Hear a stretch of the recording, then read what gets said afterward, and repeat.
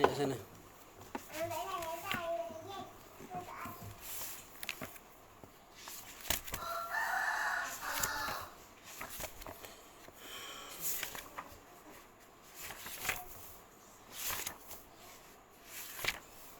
Waalaikumsalam warahmatullahi wabarakatuh. Kita tunggu dalam seminit 2 kita mula insya-Allah. Boleh bagi tahu dalam grup, kita dah mulakan kelas. Okey. Terima kasih.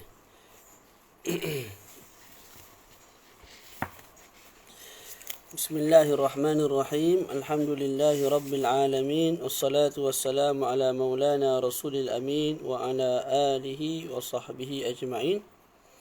Pada minggu lepas kita telah membincangkan tentang perkara-perkara yang membatalkan wuduk, iaitu ada 4 perkara. Pertama, keluar sesuatu daripada depan ataupun belakang, kecuali air mani. Air mani kalau keluar tidak membatalkan wuduk, dengan beberapa syarat, dengan 2 syarat. Yang pertama, air mani itu mesti air mani diri sendiri. Kalau air mani itu bercampur dengan air mani orang lain, maka membatalkan wuduk. Yang kedua, mesti air mani itu air mani yang keluar kali pertama. Kalau keluar kali kedua selepas dimasukkan semula ke dalam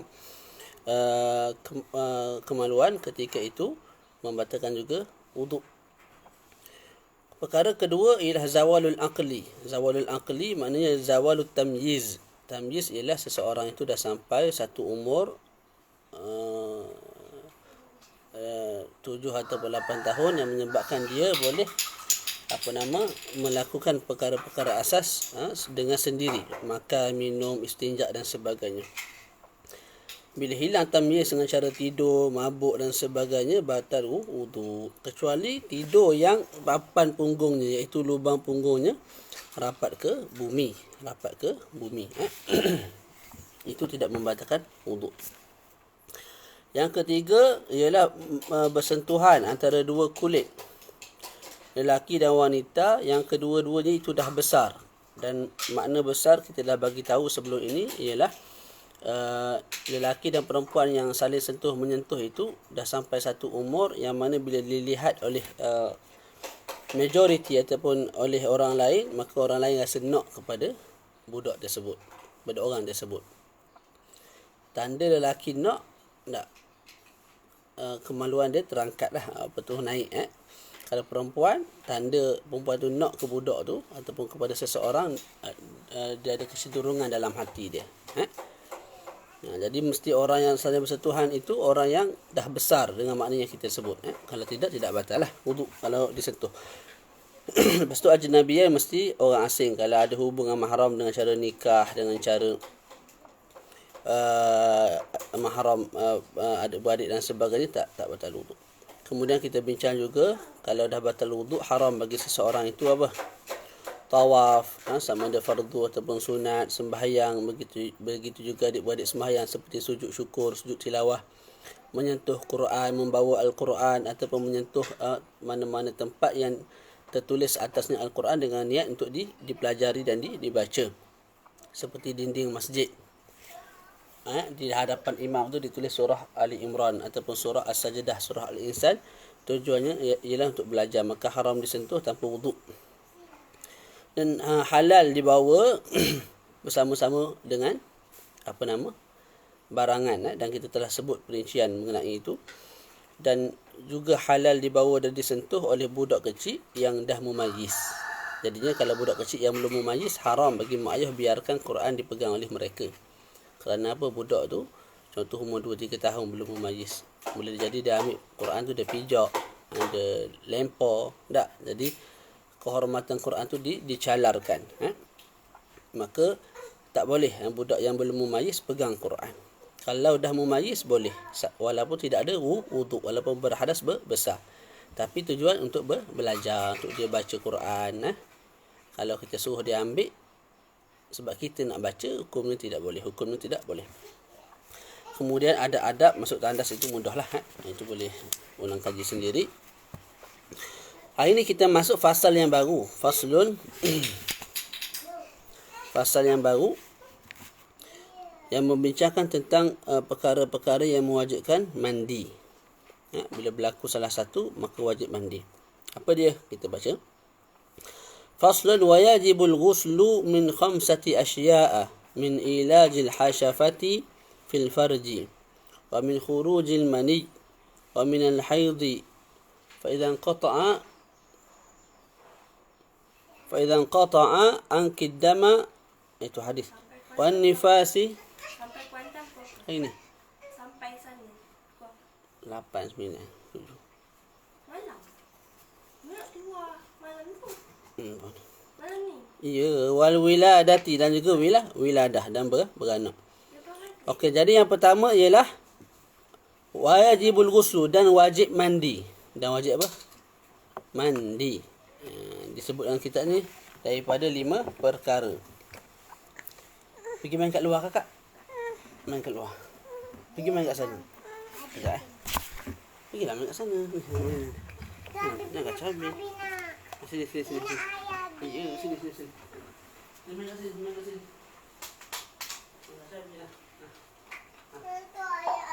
Mana ayah Abi? Alah, terima kasih. Alah, main elok.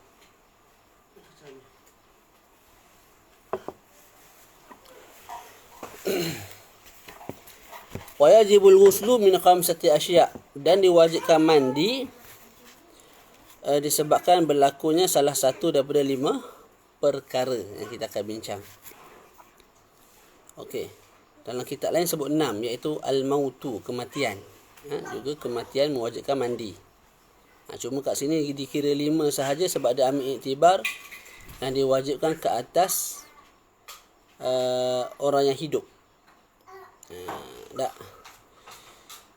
Diwajibkan secara fardu ain ke atas orang yang hidup untuk mandi bila berlaku salah satu daripada 5 perkara ini. Adapun kematian itu, yang pertama kita sebut dia wajib tapi ke atas orang mati. Kemudian yang wajib mandi itu ialah orang yang hidup memandikan dia. Jadi fardu kifayah ke atas orang hidup memandikan dia, bukan dia mandikan diri dia sendiri sebab dia dah mati ya. Sebab tu dikeluarkan daripada sini. Sebab apa dia wajib secara fardu kifayah, dalam masa yang sama dia tu berlaku bila dah mati. Yang lain wajib secara fardu ain dan berlaku ketika mana sedang hidup lagi. Yang pertama ialah min ilajil hashafah, dengan masuknya hashafah. Hashafah maknanya ra'sul zakar, kepala zakar. Bahasa moden kita panggil helmet. Faham tak? Al-kamrah. Tu.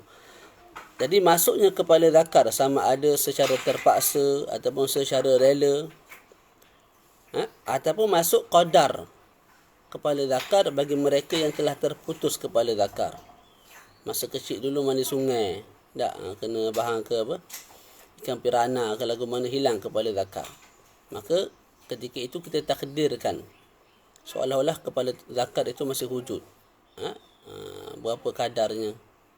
Ikutlah 2 cm ke berapa cm, berapa sentimeter, mengikut kemaluan kepala zakar yang lama. Kalau kadar itu masuk dalam mana-mana kemaluan, juga mewajibkan mandi. Walaupun ada pelapik, walaupun pelapik itu tebal. Jadi hari ini kita ada apa tu, kondom kan, kalau pakai itu juga mewajibkan mandi kalau masuknya kepala zakar, walaupun dimasukkan kepala zakar dalam keadaan kemaluan itu tidak naik. Min ilajil hashafah, memasukkan kepala zakar hashafah fil farji, dalam kemaluan. Kemaluan kat sini sama ada kemaluan depan, kemaluan belakang, kemaluan binatang, walaupun kemaluan tu kemaluan satu orang yang dah mati. Boleh. Jadi seorang manusia memasukkan kemaluan dia, iaitu memasukkan kepala zakar dia dalam kemaluan depan orang lain, ataupun kemaluan belakang orang lain, ataupun memasukkan kemaluan depan ataupun belakang binatang, ataupun memasukkan ke dalam kemaluan depan ataupun belakang si mayat. Tak, ketika itu yang hidup tu wajib mandilah. Tak, binatang tak wajib mandi binatang tak wajib mandi sebab bersetubuh tak. Begitu juga mayat. Mayat tidak wajib diulangi mandi.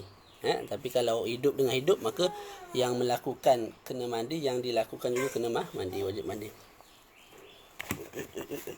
Ambil cepat. Ambil sana cepat. Itu yang pertama. Jadi disebut ilajul hasyafah fil farji. Ada sebut tak keluar air mani? Tak.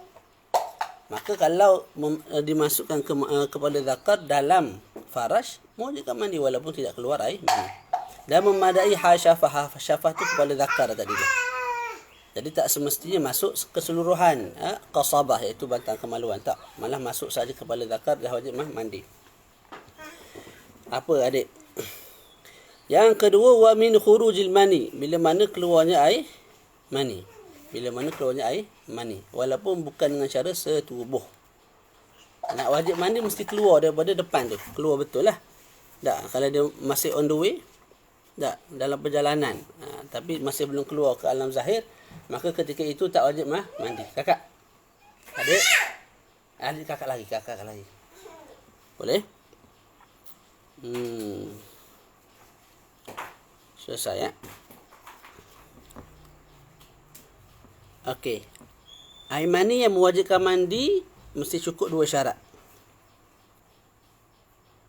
Yang pertama apa? Yang pertama hendaklah air mani itu air mani sendiri. Air mani yang sebelum ni kita bincang syarat air mani keluar untuk tidak membatalkan wuduk. Sekarang ni syarat air mani keluar untuk mewajibkan mandi.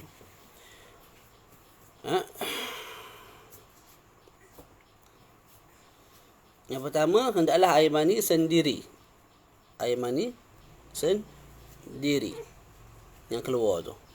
Ataupun air mani sendiri digabung dengan air mani orang lain. Ketika itu wajib mandi. Gambaran yang kita sebut sebelum ni apa dia? Seorang perempuan bersama dengan seorang lelaki, suami isteri. Isteri itu ada kala puas, ada kala tidak puas. Kalau isteri puas, maka isteri keluar air mani, suami juga keluar air mani. Okey, lepas bersama mandi wajib. Lepas mandi wajib, contohlah perempuan tu sembahyang. Bila habis sembahyang tu rasa macam ada bila dah habis sembahyang ada lagi baki air mani yang keluar ikut kemaluan perempuan tersebut. Air mani siapa tu? Tak, jawapannya air mani dia dan juga air mani suami lah. Ada tak air mani dia yang keluar? Ada.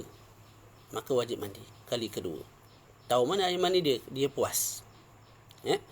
Okay, kalau air mani tu air mani suami sahaja, suami isteri tak puas sebab tidur ataupun sebab belum balik, tak, bila bersama tak keluar air mani lah. Jadi kena mandi atas nama bersetubuh, atas nama ilajul hasyafah tu. Lepas mandi, pas sembahyang apa semua, keluar air mani kali kedua tak. Keluar air mani, baki air mani. Air mani tu mewajibkan mandi tak? Tidak mewajibkan mandi. Sebab apa? Air mani tu bukan air mani dia dah. Air mani untuk lelaki, air mani suami. Mana tahu air mani tu bukan air mani dia, dia tak puas. Maka tak keluar air mani. Maka walaupun keluar air mani tu ialah air mani suami, kamu tak wajib mandi. Batal wuduk. Batal wuduk. Selesai. Boleh? Yang kedua, itu yang pertama. Syarat air mani untuk dikatakan wajib mandi, air mani mesti air mani sendiri ataupun bergabung air mani sendiri dengan air mani orang lain. Yang kedua, ayakun al-khariju minhu awwala marrah, mesti keluar kali pertama lah. Keluar kali pertama, yang tu wajib mandi. Kalau dia ambil air mani tu masukkan dalam kemaluan dia semula dengan pisau gari, keluar kali kedua tak wajib mandi dah. Mandi dah. Tapi batal wuduk tak? Batal wuduk. Sebab tu kat sana pada bab wuduk kita sebut, kalau keluar kali pertama tidak, kalau keluar kali pertama tak membatalkan wuduk. Tapi kalau dimasukkan semula, keluar semula, batal wuduk. Tapi tak wajib mandi kat sana. Kat sini kalau keluar kali kedua tak wajib mandi, tapi batal wuduk, batal. Okey. Lepas tu air mani dia ada sifat dia lah. Sifat air mani ni, tanda air itu ialah air mani. Tanda air itu ialah air mani bila ada salah satu daripada 3 ini yang saya nak sebut ni. Dia tidak mesti ada semua, ada salah satu sahaja. Yang pertama, keluar dengan rasa seronok, rasa taladzuz, seronok lah, keluar dengan syahwat. Jadi walaupun tidak keluar sedikit demi sedikit, kita bagi terpancut, walaupun tidak terkeluar begitu, kalau keluar tu dalam keadaan lazat, itu air mani lah tu. Yang kedua, tadaffuq, keluar sedikit demi sedikit, dufuat. Dia berbeza air kencing Tak, air mani dia keluar sikit lah. Jadi kalau air itu keluar sedikit demi sedikit, walaupun tidak rasa seronok, walaupun bau je bukan bau air mani, kita sebut itu air mani. Sebab ada satu daripada 3 sifat. Yang ketiga, bau dia.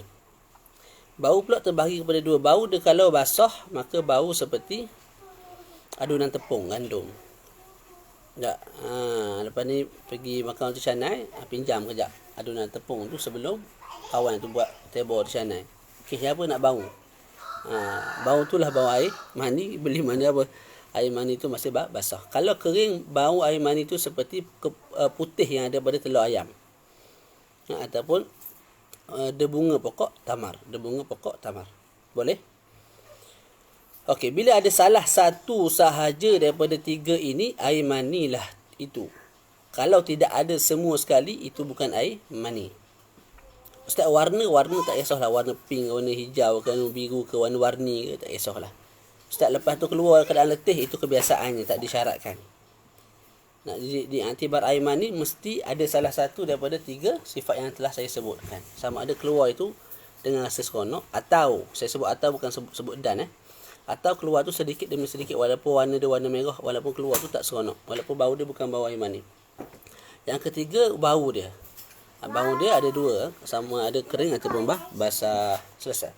Okay, bila air tu air mani, keluar daripada kemaluan juga mewajibkan mandi. Yang ketiga, wa minal haidhi, dan juga daripada haid.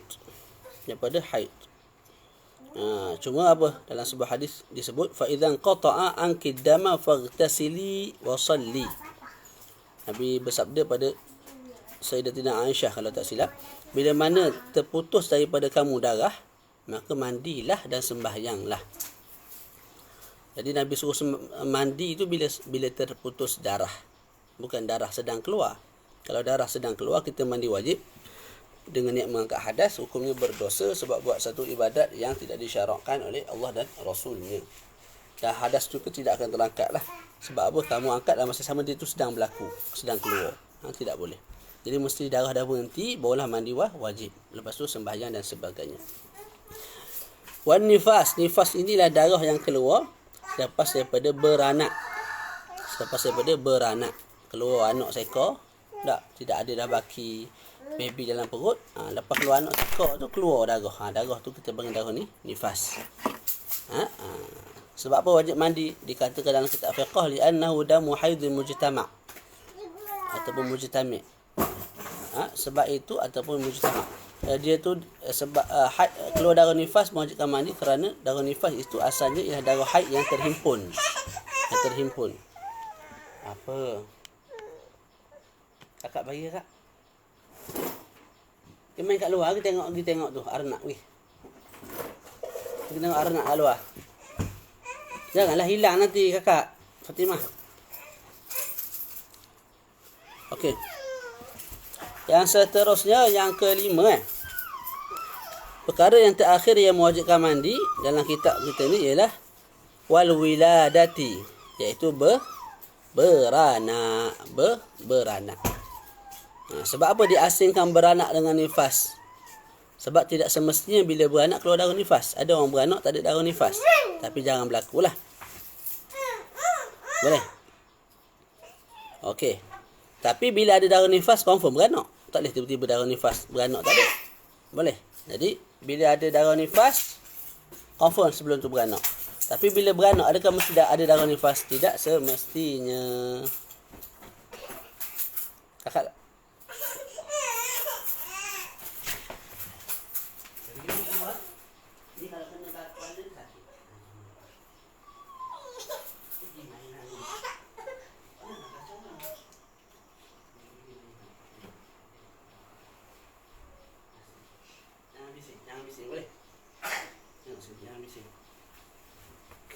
jangan bising. Jangan tu. Bye-bye. Bye-bye kau apa cok, bye-bye. Okey, boleh? Boleh Jadi kalau beranak dengan Caesar ke ataupun dengan cara normal ke, wajib mandi.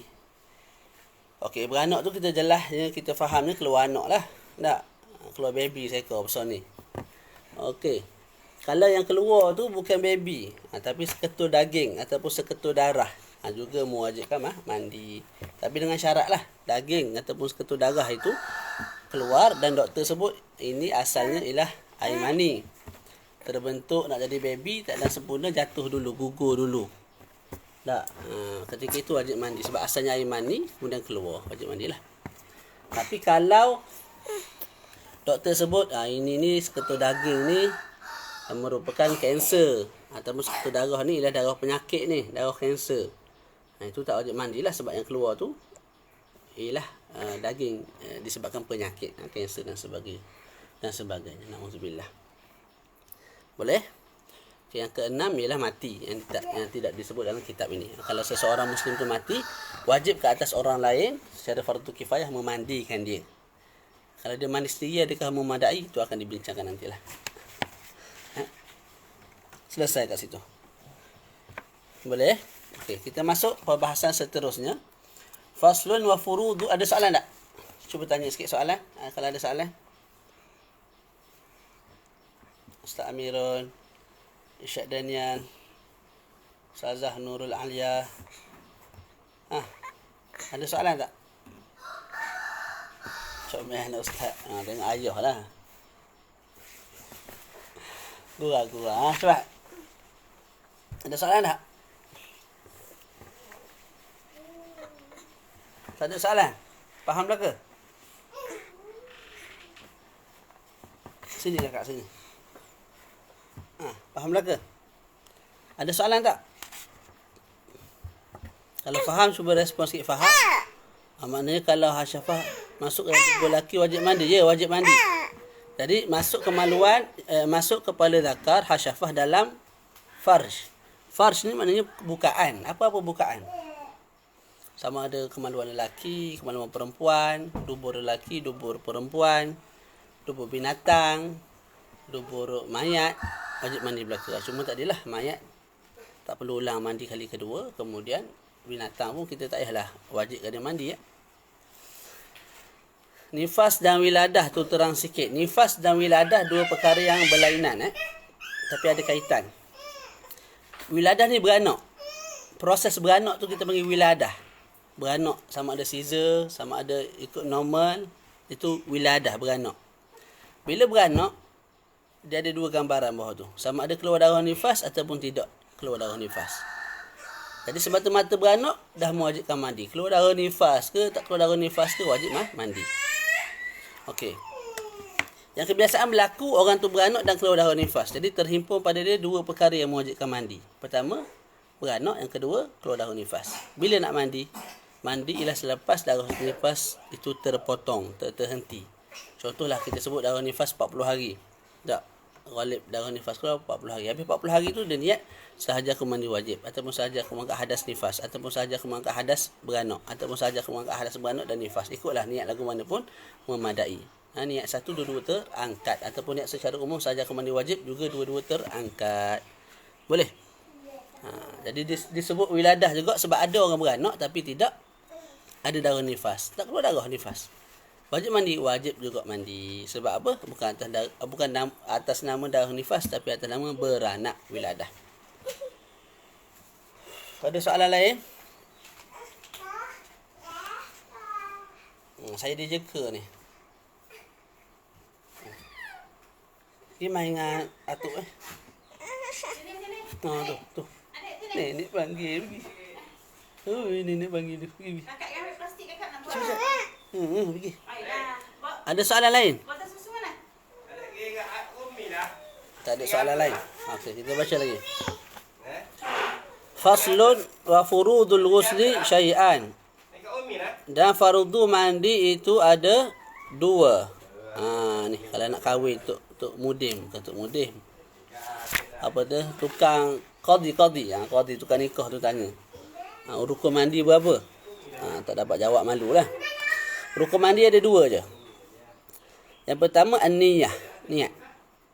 Seperti ibadah-ibadah yang lain, wuduk, sembahyang kena niat, mandi wajib juga perlu kepada niat. Ada juga perkara yang tak perlu berniat seperti azan, iqamat ataupun meninggalkan perkara-perkara yang jenis turuk, meninggalkan zina, meninggalkan mencuri, meninggalkan merampok, meninggalkan pukul orang, tu tak perlu niat. Sahaja aku kalau tak puas lah kita kena niat tiap-tiap hari benda tu. Tak.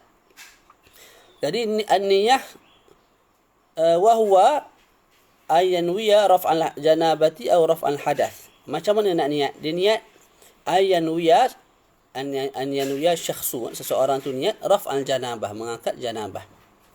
Jadi kita niat sahaja aku mengangkat janabah kerana Allah Ta'ala. Bila nak niat, bila mana kenanya air pada mana-mana anggota kita. Kita nak basuh kaki dulu ke, perut dulu ke, kepala dulu ke. Bila air tu kena kat badan kita, semata-mata kena dalam hati sahaja aku mengangkat janabah. Au raf'al hadas, ataupun kita niat sahaja aku mengangkat hadas. Walaupun kita tidak sebut hadas besar, dah memadai. Kerana apa? Kerana ada qarinah haliyah. Qarinah haliyah iaitu petanda berbentuk hal yang memindahkan hadas itu kepada hadas besar. Tak, saya tidak ada wuduk. Saya niat sahaja aku mengangkat hadas. Maknanya hadas kecil. Mana tahu kecil tu? Sebab saya tak ada wuduk. Makanya dia angkat tu hadas kecil. Zaid, Muhammad, Ali, tak, dia tu ada hadas besar. Dia ketika mandi wajib dia sebut sahaja aku mengangkat hadas. Dia tak sebut besar dalam hati. Sah. Sebab apa? Hadas itu dikira hadas besar. Macam mana dikira hadas besar tu? Sebab hadas yang ada pada kamu hadas besar. Maka yang dimaksudkan dengan sahaja aku mengangkat hadas ialah hadas besar. Jadi keadaan seseorang tu berhadas kecil, keadaan seseorang tu berhadas besar, keadaan dia itu sendiri memalingkan makna al-hadas itu. Memalingkan makna al-hadas itu sama ada kepada besar ataupun kepada kecil. Gitu Au nahwa dhalik, ataupun selain daripada dua niat tu. Contoh sahaja aku mandi wajib, sahaja aku mengerjakan fardu mandi. Tak sahaja aku gitulah. Sahaja aku menunaikan fardu mandi, sahaja aku mengerjakan itu ada al-fardi yang gitu. Sahaja aku mandi wajib, sahaja aku mandi yang diwajibkan ke atas, aku ikutlah ayat lagu mana pun. Tak boleh kita nak sahaja aku mandi semata-mata, tak boleh. Sahaja aku mandi sahaja tidak boleh. Sebab mandi ni dia ada dua, mandi ibadat, mandi adat. Mandi adat ni mandi nak bersihkan badan, nak sejukkan badan lah. Jadi bila kamu niat sahaja aku mandi apa? Terkeliru kat situ. Jadi nak tak nak mesti kita sebut sahaja aku mandi wajib. Sahaja aku mandi wajib. Kena hadirkan lafaz ataupun makna wajib dalam hati kita ketika mana kita berniat. Berbeza wuduk. Wuduk sahaja aku berwuduk dah memadai. Walaupun kita tak sebut sahaja aku wuduk wajib. Sebab apa? Sebab wuduk tidak ada istilah wuduk adat. Wuduk dia semua ibadat. Jadi tidak terkeliru dengan wuduk adat dan ibadat. Tak ada. Tak kelirulah. Berbeza dengan mandi, ada mandi wajib, ada mandi sunat, ada mandi adat. Maka kita nak bezakan, kita sebut sahaja aku mandi wajib barulah memadai. Okey. Bila kita nak niat inda awwal juz'in min badani, kita niat ketika mana kita basuh awal juzuk. Awal juzuk daripada badan kita. Awal juzuk maknanya apa? Sama ada kaki kita, tangan kita. Tak. Badan yang pertama kita basuh. Contoh saya basuh perut dulu. Kena perut sahaja aku mandi wajib. Kepala dulu sahaja aku mandi wajib, dan begitulah seterusnya. Kalau kita niat dulu baru mandi tidak memadai. Kalau kita basuh dulu badan barulah kita niat juga tidak memadai. Yang memadai mesti niat itu berserta dengan basuhan, Okey. As-tsani, rukun terakhir bagi rukun mandi ataupun fardu mandi ialah ghuslu jami'i sya'arihi. Sya'arihi pun betul, sya'arihi pun rasanya betul. Ada luah lah yang boleh baca begitu. Ghuslu jami'i sya'arihi al-kathifi wal khafifi wa jami'i basharatihi hatta ma tahta qulfatil aqlaf. Okey. Yang kedua ialah basuh. Basuh bukan sapu. Jadi dalam mandi wajib tidak ada istilah sapu langsung. Nak sah mesti dengan basuh. Kalau wuduk ada sapu, iaitu sapu kepala. Kat sini semua basuh. Ghusl tu basuh. Tanda basuh macam mana? Saya sebut sebelum ni mesti ada air yang menitik walaupun sedikit. Jadi kita pakai spray kat muka kita. Ada titik, ada tertitik jatuh air daripada muka, itu tanda basuh dah tu. Kalau sapu ambil air. Yang tu tidak memadai. Basuh seluruh bulu-bulu. Bulu mata, bulu ni, rambut, bulu ni. Bulu hidung tak payahlah sebab dia dalam batin, dalam hidung. Tak bulu ni, bulu pipi kalau ada. Bulu atas, bawah, tepi, belakang, kiri, kanan tu kena basuh belaka lah. Okey, al-kathih wal khafif, sama ada bulu tu tebal ataupun nipis, kena basuh. Zahir dan juga batin. Mandi, sama ada bulu tu di muka ke di mana-mana ke, sama ada tebal ataupun tidak tebal ke, wajib dibasuh zahir dan batin. Zahir di bahagian luar dia. Batin mesti sampaikan air sampai ke akar kulit. Bukan akar kulit, akar rambut tu, akar bulu tu. Pada wuduk kita ada perincian kan. Kalau janggut dan juga jambang, tebal ataupun nipis ada perincian. Kat sini tak ada perincian. Terus wajib secara mutlak. Okey, sebab apa? Sebab mandi ni jarang-jarang berlaku. Ustaz dia bertubuh tiap-tiap hari, jadi seumur mandi. Ya. Walaupun banyak kena mandi, setiap hari tu 2 kali 3 kali sebab dia bertubuh banyak kali. Tapi kalau kita nisbah kepada wuduk, kekal mandi tu sikit. Kekal mandi tu jumlahnya sedikit. Kalau nisbah kepada wuduk dia lebih banyak lah kita buat. Jadi sebabkan dia tu sedikit, tak, makanya wajib basuh apa? Zahir dan batin, tidak ada perincian.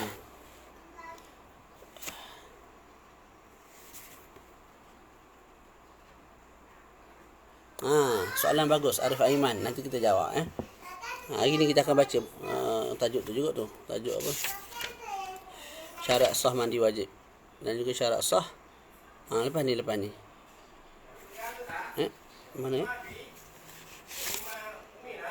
Tak ada depan ni. Boleh? Okey, baca lagi. Mana? Saya akan jawab tu. Dia tidak memadai dah, tapi kita akan jawab lepas ni. Okey, mana tadi sini? Okey, wa jami'i basyarati, kena basuh juga semua kulit yang zahir lah. Kulit dalam ni tak payahlah basuh. Dinding apa tu, hidung tak payahlah, dalam ni tak payahlah basuh. Mulut tak payah basuh dalam kecuali kalau kita basuh najis. Basuh najis dalam mulut kena bersihkan daripada kesan muntah. Kalau ada darah hidung kena basuhkan juga dalam hidung ni sebab najis sukun dia berat, maka dibasuhkan juga walaupun dalam najis tu ada di batin. Tapi kalau mandi wajib zahir sahaja. Wa jami'i basyaratihi hatta ma tahta qulfatil aqlaf, dan semua kulitnya sehingga apa yang ada di bawah kulfah. Kulfah ni bahasa kita rasanya satu bahasa je, kulub. Tak tahu ada bahasa lain.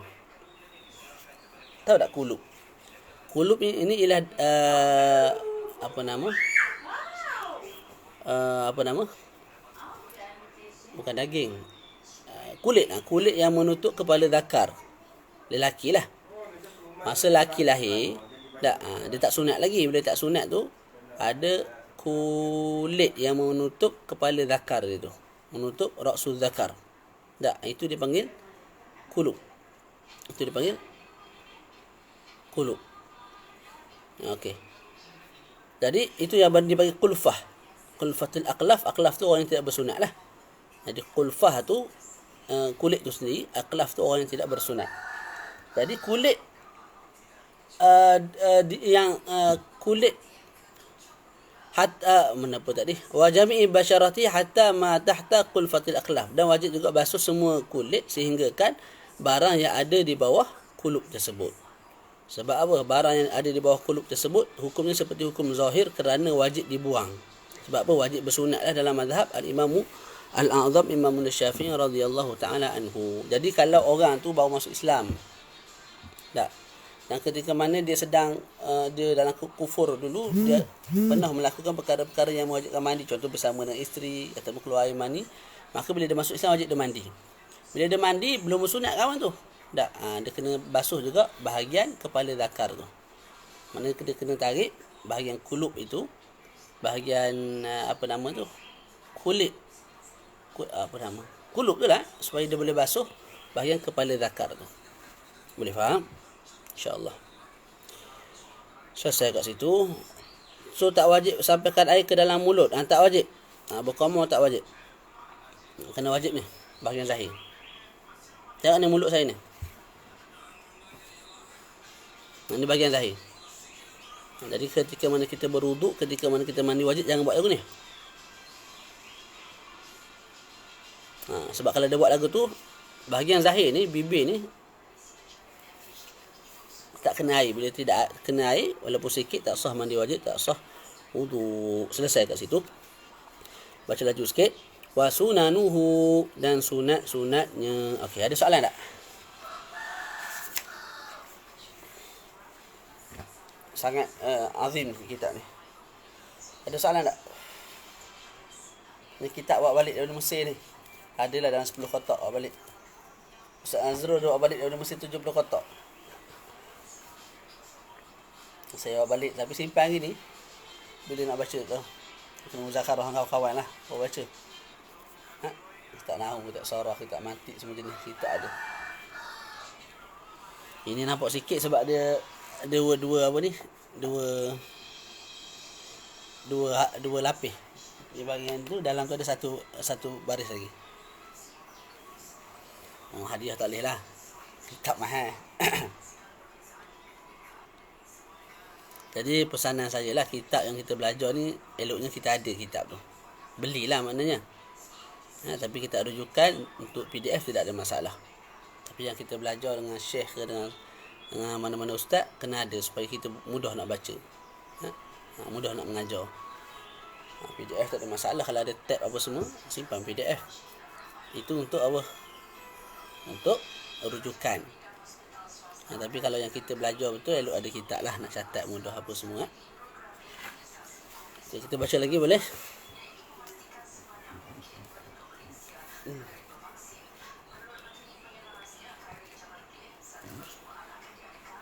Boleh? Okey, kita sambung lagi. Bising tak? Ada bunyi suara apa tak?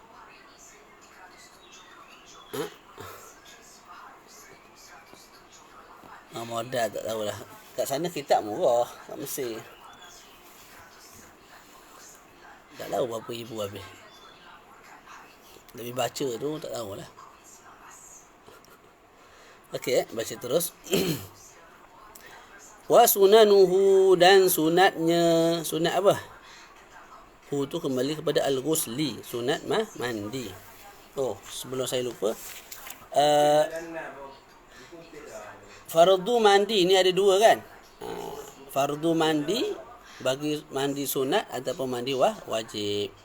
Maknanya mandi sunat. Kita mandi sunat, kita mandi sunat, tapi kita apa? Kita tak basuh dengan rata elok, ataupun kita tidak niat, maka mandi sunat tidak sah. Jadi syarat dua ni untuk mandi sunat dan juga mandi wajib. Wa sunanu, dan sunat mandi at-tasmiyatu. Baca bismillah sebelum mandi. Baca bismillah sebelum mandi. Yang kedua wasiwaku, siwak. Siwak sebelum mandi. Bersiwak. Gosok gigi lah. Gosok gigi. Wal wudu qabla al-ghusli. Dan wuduk sebelum daripada mandi.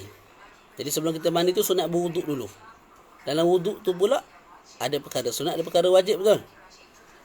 Jadi kita buat belaka. Bila kita wuduk sebelum mandi tu, kita buat semua fardu wuduk dan juga sunat-sunat wuduk. Antaranya berkomor, masukkan dalam hidung dan sebagainya. Okey, kita nak niat apa tu? Sekarang saya tak mandi lagi ni. Saya nak buat perkara sunat. Bismillahirrahmanirrahim. Lepas tu masuk gigi. Lepas tu apa?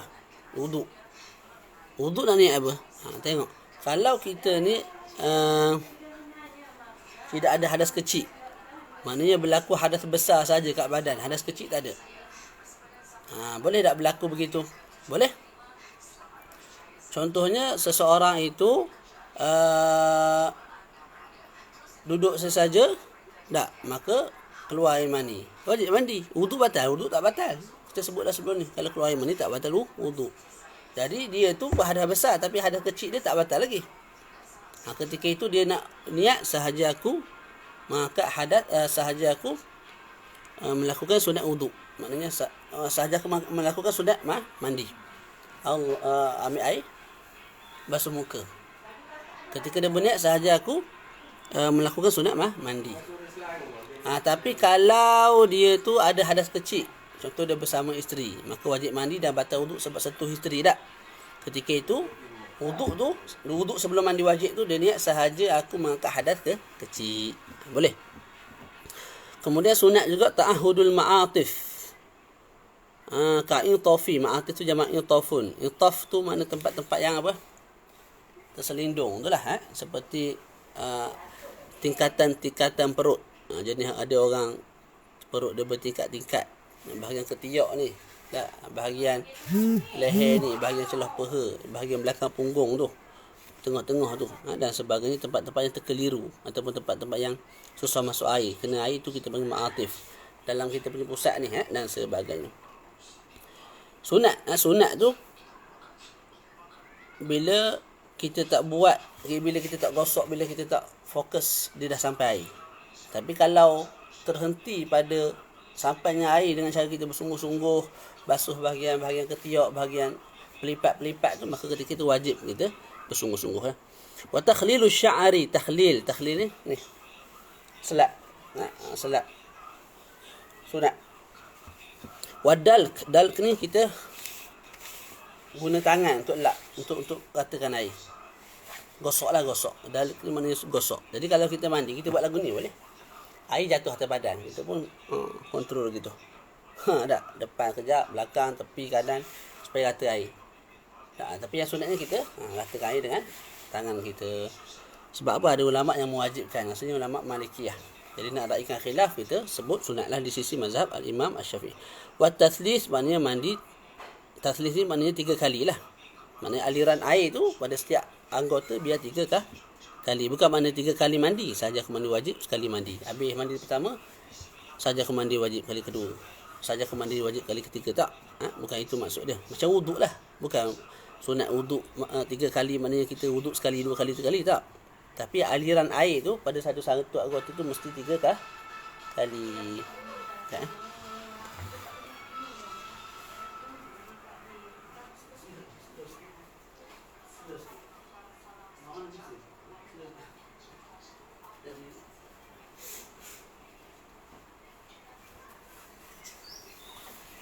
Okey, ada soalan? Mandi sunat Jumaat juga kena ikut rukun mandi wajib? Ya. Ni ramai tak tahu. Kalau kita mandi sedar je, tak ratakan dengan baik, mandi kita tidak sah, tak dapat pahala mandi sunat hari Jumaat. Kalau kita angkat hadas besar, automatik hadas kecil terangkat je. Kalau kita angkat hadas besar, automatik hadas kecil terangkat, tapi dengan syarat ketika mana kita mengangkat hadas kecil, ketika mana kita mandi wajib tu, jangan kita buat perkara-perkara yang membatalkan wuduk. Tengah-tengah mandi kentut, tengah-tengah mandi buang air besar, buang air kecil, tengah-tengah mandi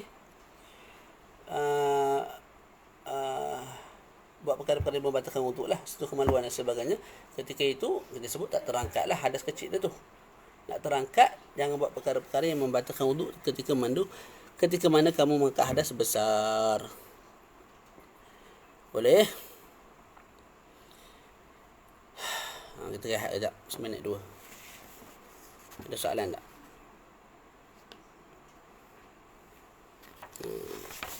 Ada kitab moden, kitab moden yang sangat baik lah. Kitab At-Taqra' As-Sadidah ni, kamu boleh download PDF. Setiap apa yang dah belajar daripada kitab ni, ulang kaji je guna kitab ni sekali. InsyaAllah boleh faham. Tak faham boleh tanya saya. Ya? Masalah dia tak susah lah. Ya, walaupun kita angkat hadas besar, walaupun kita tak berwuduk, memang hadas kecil terangkat sekali. Tapi kena mandi wajib lah. Kalau mandi sunat, hadas kecil tak terangkat lah. Saya mandi sunat hari Jumaat, hadas kecil tak terangkat. Saya mandi wajib, barulah hadas kecil terangkat, tapi dengan syarat tadi. Walaupun kita tidak niat untuk mengangkat hadas kecil. Sebab apa? Bila besar terangkat, kecil pun terangkat lah. Ma'aujaba a'zamal amra ini, apa nama kaedah tu? La yujibu adwanahuma tak? Okey, insyaAllah boleh. Itu semua tu insyaAllah kita akan bahas dalam kitab yang lain. Maaf Ustaz, nak minta ulang yang 3 kali basuhan untuk mandi wajib. Sunat 3 kali basuhan Maknanya contoh saya basuh tangan sekarang kan. Biar 3 kali aliran air. 3 kali aliran air ni laju. Kalau kita guna paip tu kan. Sekali pergi, 2 kali pergi, 3 kali pergi. Selesai lah 3 kali lah. Itu 3 kali aliran air. Bukan maknanya sunat 3 kali, mana 3 kali mandi. Mandi sekali pertama, habis dah mandi. Niat pula kali kedua, sahaja ke mandi wajib. Habis mandi kali kedua, niat pula mandi, sahaja ke mandi wajib. Bukan tu maksud dia. Ada orang tanya, Ustaz, perkara yang membatalkan mandi wajib ada tak? Buka lah kitab mana-mana, takkan sebut. Tak ada. Jadi kalau kita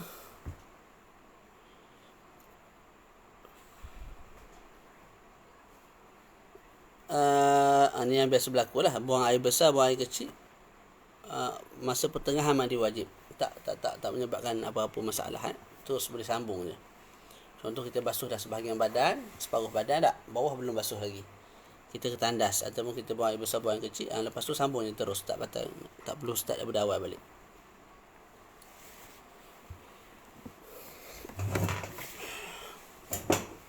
Ada soalan lain? Ni yang tengok ni berapa orang ni? Dia ikut live yang tulis atas tu 6 orang ke ikut yang bawah ni? Tengok yang bawah ni ramai juga.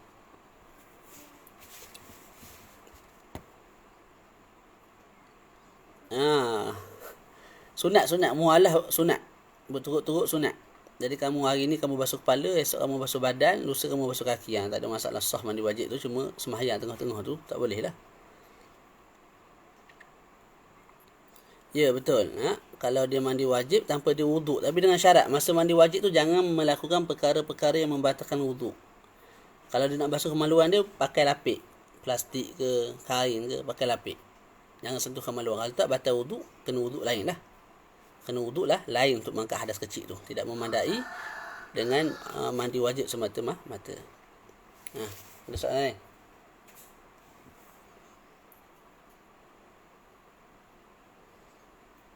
Okey, tak ada Kita baca lagi. Baru 2 fasal ni. So 2 fasal. Baru 2 fasal. Baca fasal ketiga, fasal keempat, fasal kelima. Faslun, satu fasal lah. Fasal ni pemisah lah. Sebab tu kelas A, kelas B. Sebab apa kelas A terpisah daripada kelas B. Jadi faslun ni terpisah daripada perbahasan di atas tu. Atas tu bincang pasal sunat mandi, perkara yang wajibkan mandi. Bawah ni cerita pasal benda lain dah. Itu mana faslun. Wa syurutut taharati anil hadathil asghar. Ni kita akan jawab soalan Ustaz Arif Aiman. Faslun wa syurutut taharati anil hadathil asghar wal akbari al-islamu. Air mandi wajib guna baldi, tak cukup 2 kolah. Macam mana Ustaz, setengah orang tak ada air dalam baldi. Air mandi wajib, kita mandi wajib, kita guna baldi, tak ada masalah. Apa soalan dia, takut menitik air dalam air baldi tu. Ni kita panggil bab perubahan pada sudut takdir. Itu ada bab dia lah. Cuma saya jawab ringkas, perubahan itu sendiri sunat hukum dia. Jadi kalau kita mandi guna bekas yang kecil, tiba-tiba terpercik air mustakmal daripada diri kita masuk dalam air kolah tu, masuk dalam baldi yang kurang daripada 2 kolah tersebut, maka kita sebut air kolah, air baldi itu masih bersih, masih kekal, boleh dibuat mandi wajib. Gitu je dulu, InsyaAllah. Okey. Dan syarat-syarat bersuci daripada hadas kecil. Sini duduk ambil. Dan syarat-syarat bersuci daripada hadas kecil dan juga hadas besar. Jadi syarat yang kita nak sebut ini ialah syarat-syarat untuk sahnya hadas kecil. Syarat-syarat untuk sahnya bersuci daripada hadas kecil dan juga bersuci daripada hadas besar. Hadas besar tu tak adalah sama ada dengan haid, sama ada dengan janabah. Janabah ni bersetubuh atau keluar air mani. Sebahagian kata sekali dengan al-maut. Bila disebut janabah maknanya kita faham sebab keluar air mani, sebab setubuh atau sebab mati. Mati tu rasanya termasuk juga bawah perkataan al-janabah. Okey. Al-Islamu, syarat pertama mesti al-Islam. Sebab apa? Sebab mandi-mandi ni ibadat. Bila ibadat ni nak sah mesti perlu kepada niat. Maka kalau dia kafir, dia tu bukan ahli kepada niat. Orang kafir niat tidak sah. Maka bila orang kafir niat tidak sah, dia nak mandi dia kena niat. Niat dia sah, tidak sah. Bila niat pun tak sah, mandi lebih-lebih lagi lah tidak sah. Sama ada mandi sunat ke, mandi wajib ke, wuduk ke, tak sah belaka. Jadi niat orang kafir untuk beribadat batal. Okey. Ada beberapa masalah yang disebut oleh ulama kita, oleh ulama faqih. Buat apa tu? No. Untuk ni. Jangan.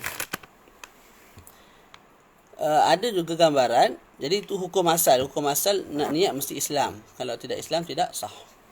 Ada gambaran orang kafir niat dianggap sebagai sah. Yang pertama, kalau seorang Muslim kahwin dengan seorang yang kafirah. Seorang Muslim kahwin dengan seorang perempuan yang kafir. Boleh? Boleh. Tapi dengan syarat tertentu yang sangat susah lah. Hari ini mungkin syarat itu dah tidak dipenuhi. Itu kita akan baca dalam bab nikah nanti insyaAllah. Ataupun boleh dengar rakaman saya atau qiraat sadidah dalam bab nikah. Ataupun nantilah kita baca dalam kitab apa nama. Lepas ni nak baca kitab Yaqutun Nafis. Ala kulli hal, kita sebutlah Muhammad kahwin dengan seorang perempuan kafirah. Perempuan yang kafir. Perempuan tu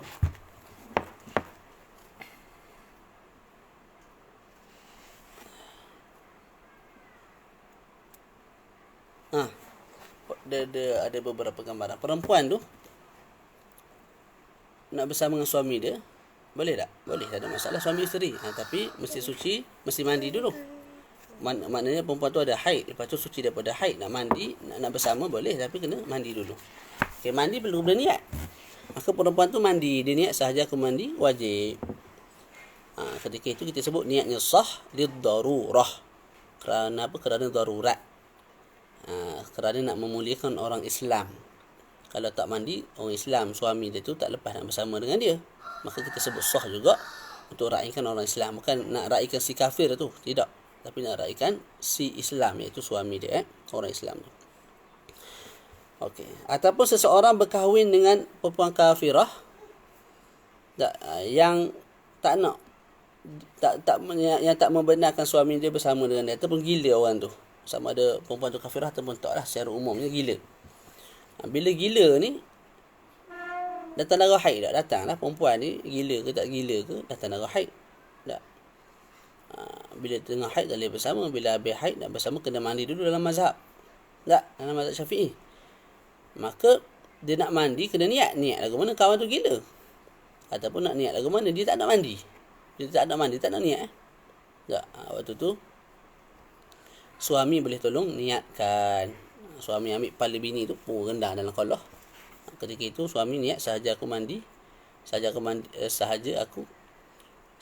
aku memandikan isteri aku ni. Sahaja aku memandi wajibkan isteri aku ni. Tak. Yang mana dia tu gila, yang mana dia tu tak nak niat. Dia tak nak niat. Kita mandi, kita paksa dia mandi. Itu juga memadai.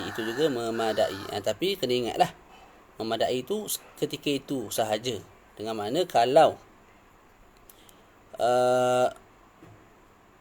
perempuan kafirah itu masuk Islam, maka dia kena mandi kali kedua untuk mengangkat hadas. Jadi mandi dia ketika mana untuk bersama dengan suami, itu mandi lid-darurah. Dia tidak mengangkat hadas, tapi mengharuskan suami bersetubuh dengan dia, bersama dengan dia. Mengangkat hadas tak, maknanya lepas mandi tu hadas ada lagi pada badan. Cumanya tak boleh bersama, sekarang boleh bersama dengan suami. Jadi bila hadas tidak terangkat, bila dia masuk Islam, dia kena mandi sekali lah lagi untuk mengangkat hadas yang ada pada badannya. Orang Islam orang kafir baru masuk Islam kena mandi. Tengok keadaan. Kalau dia masa dia kufur tu, dia buat perkara yang mewajibkan mandi, seperti bersama isteri keluar air mandi, maka dia wajib mandi. Kalau tidak, maka dia sunat mandi. Boleh. Contoh budak kecil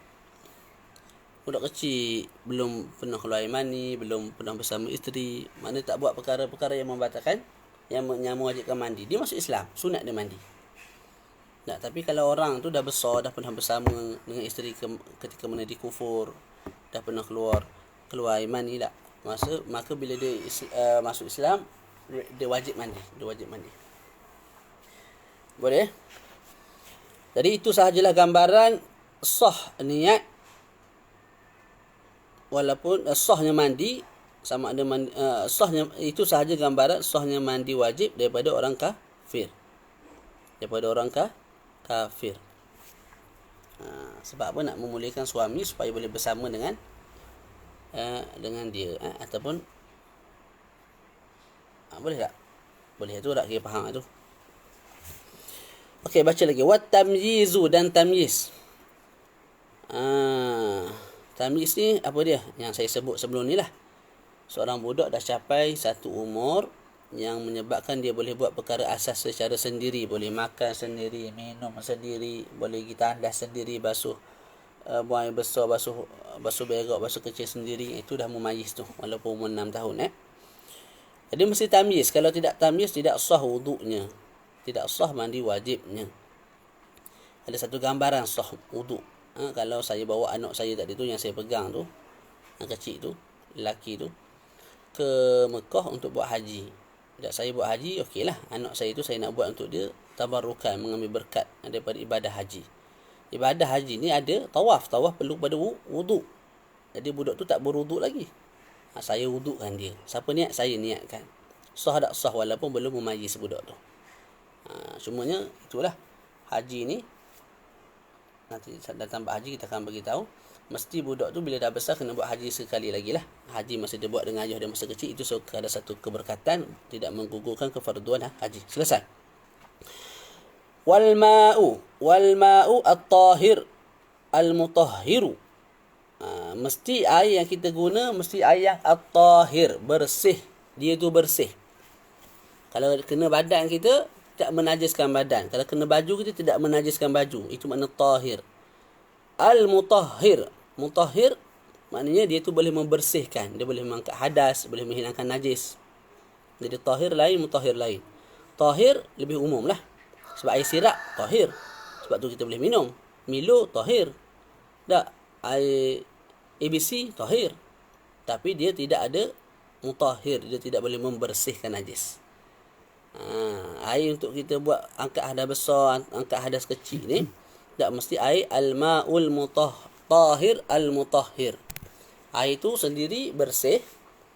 Kalau kena badan tak menajiskan badan. Dalam masa yang sama dia tu mutahhir. Dia boleh membersihkan najis. Wa anzalna minas sama'i ma'an tahura. Dan kami turunkan daripada langit air yang tahura, bersih lagi, boleh membersihkan. Fala yasihu raf'ul hadathi wala izalatun najasi illa bil ma'il mutlaq. Maka tidak sah raf'ul hadath, mengangkat hadas, sama hadas kecil, sama ada hadas kecil atau hadas besar. Wala izalatun najas, dan juga tidak sah menghilangkan najis. Sama ada najis mukhaffafah, najis mutawassithah ataupun najis mughalladhah. Illa bil ma'il mutlaq, kecuali dengan air mutlaq. Boleh kahwin, tapi dengan syarat. Kita boleh berkahwin dengan orang kafir, tapi dengan syarat yang ketat. Boleh rujuk Mu'nisul Jalis. Syekh Mustafa buat syarahan yang sangat bagus, sangat luas lah, agak luas. Okey. Jadi cumanya syarat tu mungkin dah susah lah untuk kita cari pada hari ni. Dia ada dua golongan, Nasrani, Yahudi. Itu kita boleh tengok nantilah. Fala yasihu raf'ul hadathi wala izalatun najasi illa bil ma'i mutlaq. Maka tidak sah mengangkat hadas wala izalatun najas, dan juga membuangkan najis, kecuali dengan air mutlaq. Apa dia air mutlaq? Air yang dinamakan sebagai air. Air mutlaq ialah sesuatu ma yaqa'u alaihi ismul ma', sesuatu yang dinamakan dengan nama air. Ini nama dia muka, ini nama dia mata. Perkara yang dinamakan sebagai air tanpa sebarang ikatan di belakang tu, tanpa disebut air sirap, air Milo, air jagung. Dia tak ada tambah belakang jagung, sirap, tak ada. Dia air, kita panggil air sahaja. Itulah dipanggil sebagai air mutlaq. Mutlaq ni maknanya terlepas. Sebab tu seseorang talak isteri maknanya lepaskan isteri. Jadi air mutlaq, air yang terlepas. Terlepas daripada apa? Terlepas daripada sebarang ikatan yang lazim. Sebarang ikatan yang lazim. Ikatan lazim ni maknanya ikatan yang tak boleh dipisahkan daripada air tu. Kalau pisahkan juga orang maki. orang kritik, orang marah. Tak. Kita pegang air Milo, kita sebut ini air, orang marah. Salah tu. Tu bukan air, tu air Milo. Nak sebut molek, nak ajar orang ajar molek. Jangan sebut air. Tak, kita pegang air sirap, kita sebut ini air, orang marah juga. Tak, orang kata ni bukan air, ni air sirap. Kalau nak sebut elok-elok. Tak, tu. Jadi yang jenis ada kata lazim belakang tu, air sirap, air Milo dan sebagainya, itu tidak boleh buat berwuduk. Kalau nama dia air sahaja, tak, ataupun ikatan tu ikatan yang munfak. Ikatan yang munfak tu ikatan yang boleh terpisah daripada air tu. Contoh air yang turun daripada langit, yang keluar daripada bumi, itulah. Contohnya air apa? Air hujan. Kita nak panggil air hujan boleh, kita nak panggil air saja pun boleh. Orang tak marah. Kita bawa air hujan, kita jumpa mak kita sebut ini air, mak kita tak marah. Betul air, yang betul. Mak kita tak khabar, kamu ni salah. Wajib kamu sebut air hujan. Tak, mak kita tak marah kita. Berbanding kalau air Milo, kita sebut mak ini air, marah dia. Tak, sebab apa? Ini air Milo, bukan air sahaja. Kamu ni tak tepat. Tak, sebab tu kalau kita nak suruh beli air Milo ni. Tak, kita kata ke adik kita, adik tolong pergi beli air sekejap. Adik kita balik-balik dia bawa air kosong. Kita marah tak? Marah. Sebab apa? Sebab kita suruh beli air Milo. Tapi yang salah kita sebut air saja, tak sebut air Milo. Tak, buktinya, itu bukti kepada air itu tak boleh disebut sahaja dengan nama air. Dia mesti air Milo, air sirap. Berbeza kalau kita suruh adik kita pergi ambil air. Adik tolong ambil air. Dia bawa air paip ke, air hujan ke, air sungai ke, air koloh ke, air Hanafiyah, air apa, paip, air telaga, air berigi. Kita ada nak marah dia? Tak. Sebab apa? Itu air. Berbeza dengan air Milo. Kita suruh dia bawa air, dia bawa kita air Milo. Kita marah. Sebab kita nak air kosong. Ataupun kita suruh dia, macam gambaran tadi lah, kita suruh dia beli air Milo tapi kita sebut air sahaja. Maka bila dia beli air sahaja, kita marah dia. Sebab apa? Aku nak air Milo. Tak. Kenapa kamu beli air? Dia jawab balik, memanglah aku beli air, dah musuh aku beli air. Mu tak suruh aku beli air Milo. Kalau mu nak suruh aku beli air Milo, mu kena sebut, tolong belikan kepada saya air Milo. Barulah aku faham. Tak, bergaduh. Dua orang tu ikut dia lah nak bergaduh tu. Yang penting kita faham. Boleh. Jadi itu maksud air mutlak, iaitu air yang terlepas daripada ikatan yang lazim. Maka bila kita sebut begitu, termasuklah bawah air mutlak itu air yang keluar daripada tangan baginda Nabi sallallahu alaihi wasallam, dan itulah air yang paling mulia. Air yang keluar daripada tangan Nabi. Hebat sangatlah, ni tangan keluar air. Kita keluar peluh, baru masuk bangah. Wa ma'u Zamzam, air Zamzam. Cuma air Zamzam ni menjadi perbincangan lah. Buat wuduk okey, buat mandi wajib okey, nak buat basuh najis boleh tak air Zamzam? Sebab air Zamzam ni air yang mulia. Tak, maka ada pandangan kata haram, ada pandangan kata makruh, ada kata hukumnya khilaful aula wa huwa mu'tamad. Jadi hukum kita basuh najis guna air Zamzam, hukumnya khilaful aula. Sini.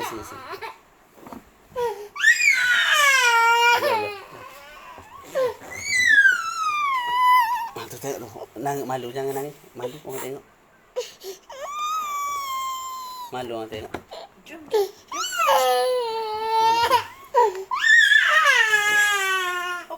Kakak pergi banyak sini. Sekejap. Nak habis dah. Sikit lagi. Boleh. Siap-siap lah dulu. Nak pergi balik Kuantan ni. Ni mandi dulu. Siap. Okey. Begitu juga termasuk bawah air mutlak air al-ma' al-mutarasyih. Air orang panggil wap air lah. Bila kita masak air menggeligit. Mendidih air tu. Tak, menggelegak, mendidih. Tak, maka keluarlah wap. Wap tu lama-lama dia terkumpul dekat atas penutup periuk tu. Air sekali banyak air dekat penutup kan, kat atas tu. Wap air. Itu juga boleh buat wuduk, termasuk air mutlak. Air yang keluar daripada zilal. Ni tak tahu ni. Zilal ni satu perkara yang menyerupai hayawan. Rasa berkait dengan apa? Musim sejuk. Di tempat-tempat yang ada salji ni. Tak apa yang tu biar. Okey. Fala yasihu raf'ul hadath wala izalatun najas illa bil ma'il mutlaq. Fahuwa apa air mutlaq? Tadi air mutlak kita terang pada sudut makna. Sekarang ni Syekh nak sebut air mutlak pada sudut apa? Sudut ta'rif lain lah, dhabit lain. Fahuwa ma nazala minas sama', apa yang turun daripada atas. Apa yang turun daripada atas? Air hujan. Salji ketika mana dia keras tak boleh lah untuk buat berwuduk. Dia cair baru boleh kita buat berwuduk. Kalau ambil salji sekadar nak sapu kepala boleh, sebab kepala hanya sekadar kena sapu, tak wajib basuh. Kena sapu tu okey tu. Kalau ni kena mengalir. Kalau kita ambil salji tu buat macam ni, mana nak mengalirnya sebab dia keras. Lepas tu albard ni air, albard ni salji kalau turun daripada langit dia berketul lah, jatuh ke bumi pun berketul. Kalau bardun ni dia daripada langit dia berketul, jatuh ke bumi tu dia cair. Itu bar. Itu juga boleh buat kita boleh buat berwuduk. Apa lagi air yang jatuh daripada atas? 3 tu tak? Jadi fahuwa ma nazala minas sama', air yang turun daripada atas ada 3. Au naba'a minal ard, ataupun air yang keluar daripada bawah. Sungai, air laut, perigi, kolam apa semua tu masuklah. Kolah apa semua tu. Air sungai, air laut. Apa tadi? Air mata air, lepas tu ada lagi. Naik kat bawah ni. Itulah Lepas tu air yang ada pada pokok tu, air embun. Tak, itu yang daripada atas juga tu. Itu juga mewajibkan itu juga boleh buat berwuduk kan. Jadi tu dhabit lah, apa-apa air yang turun daripada atas, apa-apa air yang keluar daripada tanah, itu semua boleh kita buat berwuduk. Walaupun warna dia warna kuning, warna hijau ikutlah, boleh buat berwuduk belaka Okey, selesai. Wa idza taghayyara ta'mu al-ma' aw launuhu aw rihuhu taghayyuran fahishan. Okey, bila ni nak masuk hukum hakam air sikit. Wa idza taghayyara ta'mul ma', bila mana berubahnya rasa air. Sekejap. Kita nak berwuduk tu, kita ambil air, qomor dulu. Qomor tu rasa najis. Jadi berubah rasa air. Aw launuhu, atau saya tak sebut dan, kitab pun sebut tak sebut dan. Kalau kita sebut waw dengan mana dan. Waw dengan mana aw, atau. Kalau berubah rasa air atau warna air atau bau air, perubahan yang macam mana tu? Taghayyuran fahishan, perubahan yang kuat, yang teruk. Macam mana nak dikatakan perubahan yang teruk? Imam Ramli sebut salaba itlaqa ismil ma'. Sekira-kira dihilangkan nama tu. Sekira-kira kita tak boleh nak sebut lagi nama dia air, kita sebut nama benda lain dah, bertukar nama. Mudah je. Ni gelas, mana gelas? Kita ada gelas. Tak, gelas tu boleh buat wuduk dah, air kosong boleh. Kita letak Milo dua sudu, kita kacau. Okey, bertukar nama tak? Bertukar nama. Daripada air jadi air Milo. Tak? Tak boleh buat wuduk. Gelas tu kita masuk sirap. Masuk sirap, kacau-kacau yang warna merah. Berubah nama tak? Berubah. Asalnya air jadi air sirap. Tak boleh buat berwuduk. Air kita masuk minyak wangi. Kacau-kacau kita bau wangi. Sampai kita namakan air tu air wangi ataupun air minyak wangi. Maka tak boleh buat berwuduk. Jadi itu makna perubahan yang fahish, yang buruk. Apa perubahan yang buruk? Asalnya nama dia air, berubah nama dia jadi air Milo, air sirap, air kopi, air Nescafe. Tak, kita tak boleh panggil air. Tak boleh panggil air semata-mata, tak boleh. Mesti panggil air Milo, air sirap. Itu dipanggil sebagai perubahan yang buruk. Sini.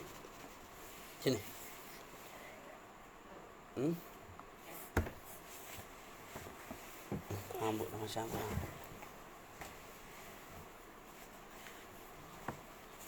Malu lah rambut.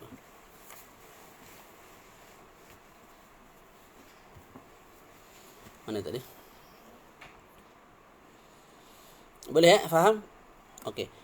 Wa idza taghayyara ta'mul ma' aw launuhu aw rihuhu taghayyuran fahishan bi mukhalatati shay'in tahirin yastaghni al-ma'u anhu kaz-za'farani wal ashnani wal jissi wan nurati wal kuhli lam tujzi at-taharatu bih wa la yadurru at-taghayyuru bil mukthi aw at-turabi wat-tuhlubi wa ma fi maqarrihi wa mamarrihi Wala yadurru at-taghayyur bi mujawirin kal'udi wad-duhri al-mutayyib. Wala tasihhu at-taharatu bima tahhara bihi min hadatsin aw najasin. Panjang juga ni. Kita habiskanlah. Jadi bila mana berubah air, sama ada warna, bau ataupun rasa dengan perubahan yang kuat, sekira-kira mengubah nama air. Berubah dengan apa?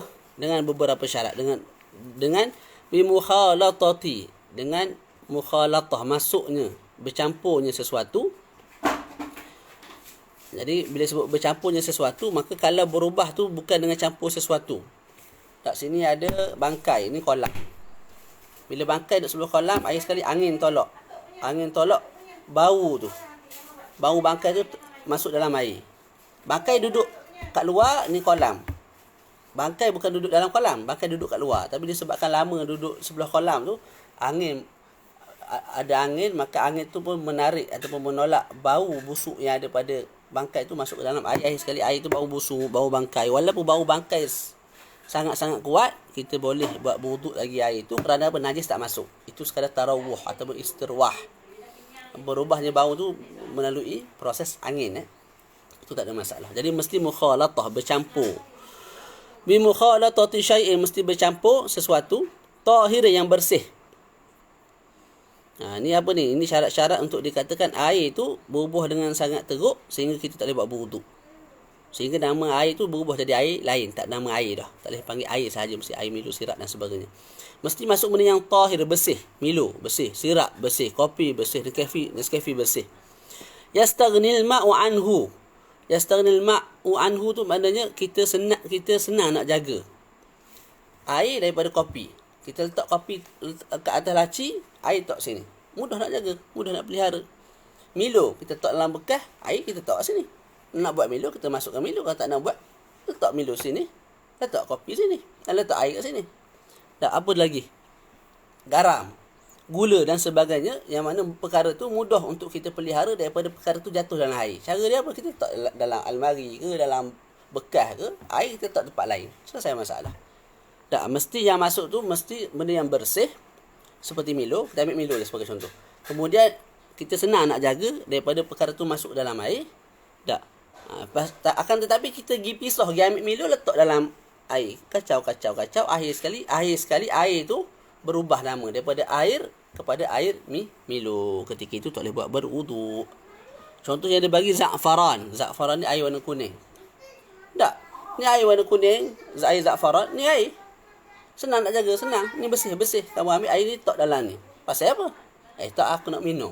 Bila dah berubah air yang putih bersih tadi tu jadi air za'faran, nama dia dah bertukar jadi air za'faran, maka tak boleh buat berwuduk. Wal ashnan, air sabun. Sabun tu kita basuh badan, air sekali, nama berubah daripada air kepada air sabun. Ini menjawab soalan sahabat kita tadi tu. Kita shampoo badan, kita basuh badan ataupun basuh muka. Tak. Lepas tu kita ambil air, basuh muka untuk wuduk. Okay, basuhan pertama kamu tu, yang jatuh tu kita panggil apa? Air ke air sabun? Air sabun lah, sebab dia air bilasan. Air bilasan buih yang berlambuk dekat muka ni. Maka air yang jatuh tu kita panggil air sabun. Basuhan pertama tak boleh mengangkat hadas. Itu air bilasan. Kamu kena basuh kali kedua. Kita mandi kita gosok sabun penuh buih kat badan ni. Tak, kita niat sahaja ke mandi wajib. Air yang pertama jatuh, tak. Bila kena badan, dia jatuh ke lantai, air tu kita panggil air apa? Air sabun. Kita tak panggil air sahaja. Maka ketika itu tidak memadai, itu sekadar air bilasan, kamu kena basuh kali kedua. Wal jisri ni putih yang ada pada dinding tu. Nak tampal, kadang-kadang ada benda tak elok, kita tampal dengan kapur putih tu. Jis. Kapur dinding lah kita panggil. Wan nurah. Nurah ni boleh search Google. Share Google. Nurah ni tak silap saya apa dia? Batu ataupun benda-benda yang boleh hancur tu lah. Itu kalau masuk dalam air, menyebabkan nama pun kita panggil air nurah, maka tak boleh buat berwuduk. Wal kuhli ni celak. Celak tu banyak sangat kita letak dalam air. Akhir sekali air tu hitam, kita panggil air celak, tak boleh buat berwuduk. Okey. Lam tujzi at-taharatu bih, tu jawapan dia. Wa idza taghayyara kadza wa kadza wa kadza, jawapan dia apa? Lam tujzi at-taharatu bih. kamu tak boleh buat berwuduk dengan dia. Jadi kalau saya ulang, kalau berubah warna atau bau atau rasa dengan perubahan yang teruk, sekira-kira nama air berubah jadi air Milo, sirap dan sebagainya, perubahan tu berlaku disebabkan mukhalatah, campurnya sesuatu ke dalam air. Sesuatu tu pula mesti suci, lepas tu mesti senang dijaga. Bila masuk dalam air maka air tu tak boleh kita buat berwuduk. Nak minum boleh lah kalau bersih. Contoh yang masuk tu Milo, sirap boleh lah. Kalau masuk najis tak boleh lah, sebab air jadi air najis. Boleh. Jadi syarat-syarat yang kita sebut tadi, syarat untuk jadikan air itu bersih tapi tidak boleh membersihkan. Air kosong masuk Milo. Milo tu bersih tapi tak boleh membersihkan. Bersih maksud dia apa? Kena baju, kita tak wajib basuh baju kita sebab Milo tu bersih. Tapi untuk buat berwuduk tidak boleh. Buat juga hukumnya haram, berdosa kan? Sebab apa? Buat satu perkara yang tidak disyariatkan. Baca. Wala yadurru taghayyuru bil muksi aw ittirab. Okey. Air kita sebut kalau berubah nama jadi air lain, tak, maka tak boleh buat berwuduk. Dikecualikan kalau perubahan tu wala yadurru, tidak memberi mudarat, atau ghayyur, perubahan bil muksi, dengan lamanya masa. Air saya simpan dalam tong, saya simpan dalam 3 tahun, tak, air tu mula-mula bau okey, tapi sebab lama sangat tinggal, air tu bau busuk. Air tu kita boleh buat berwuduk. Sebab apa? Walaupun berubah bau, tak, tapi perubahan tu disebabkan lama masa tinggal, muks, tidak ada masalah. Air tu kita kekal boleh buat berwuduk. Ataupun awit turab, ataupun perubahan air disebabkan tanah, walaupun tanah tu mustakmal.